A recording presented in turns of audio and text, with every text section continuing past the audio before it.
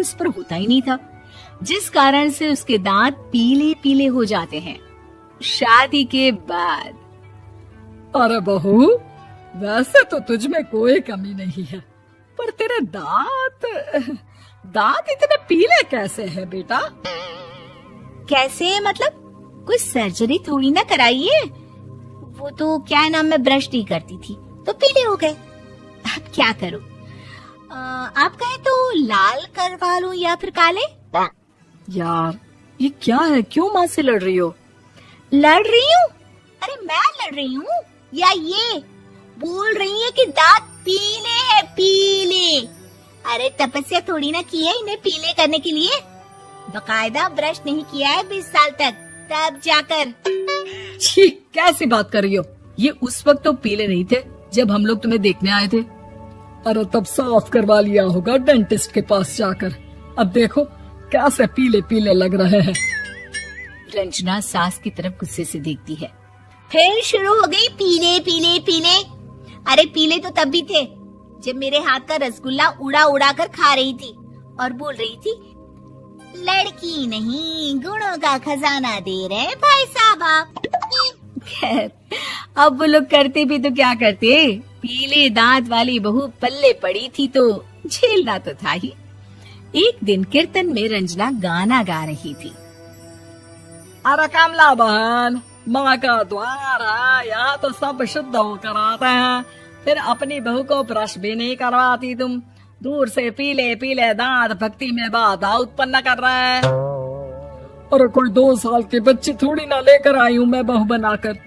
अच्छी खासी लड़की है, अरे कैसे करवाऊं ब्रश? ये तो उसे खुद करना चाहिए ना। अब माँ बाप तो इसके जैसे तैसे निपटा दिए, ये नहीं सोचा कि सास कैसे संभालेगी।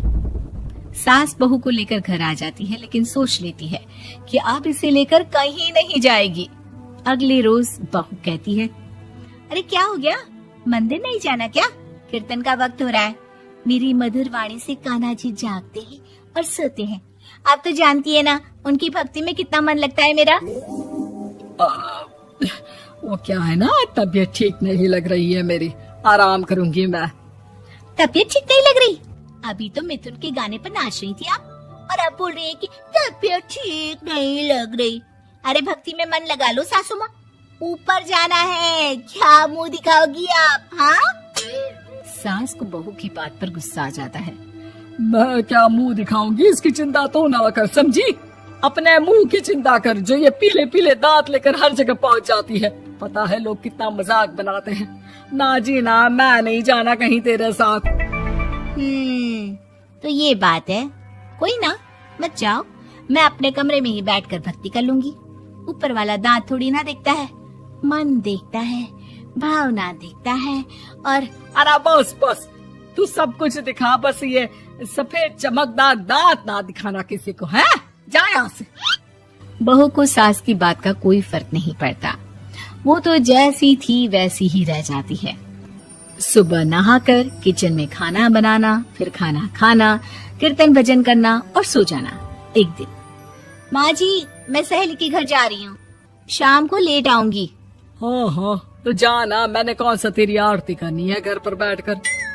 रंजना सहेली के घर जाती है, जहाँ वो पार्टी में जाने की तैयारी कर रही होती है। अरे शिखा, कहाँ जाने की तैयारी कर रही है?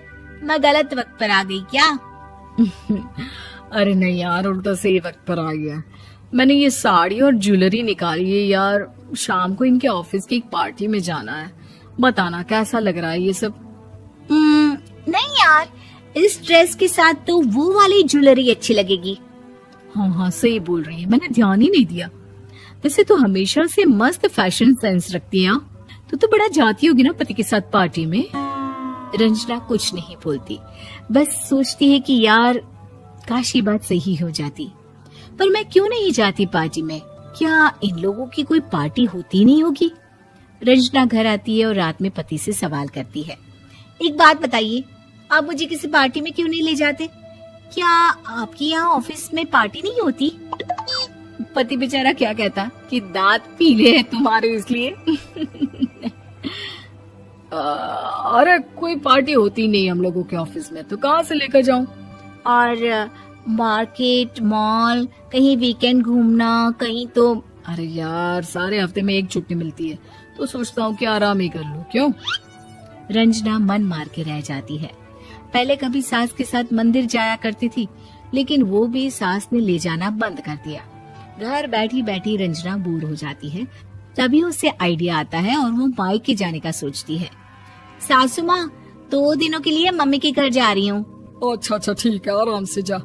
और हाँ, माँ से कुछ अच्छी आदत सीख कर आना कि कैसे शरीर के हर भाग की तरह दांतों की सफाई भी जरूरी होती है, समझी?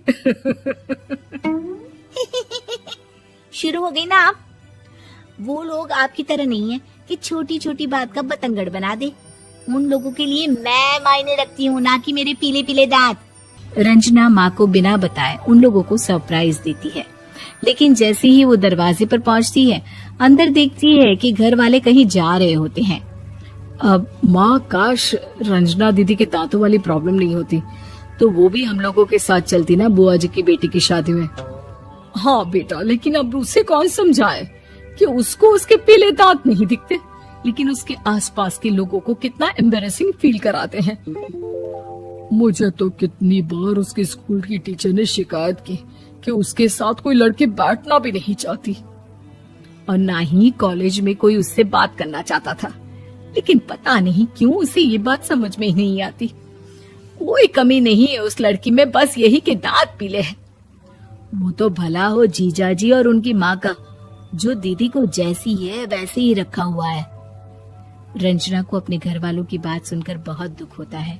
वो सोचती है कि वो क्या करे, लेकिन फिर वो सीधा डेंटिस्ट के पास जाती है, अपने दांत चमकाती है और कसम खाती है कि वो रोज ब्रश करेगी। अरे क्या हो गया? तुम तो 2 दिनों के लिए गई थी ना। पर कोई ना, अच्छा है, चलो आ गई तो।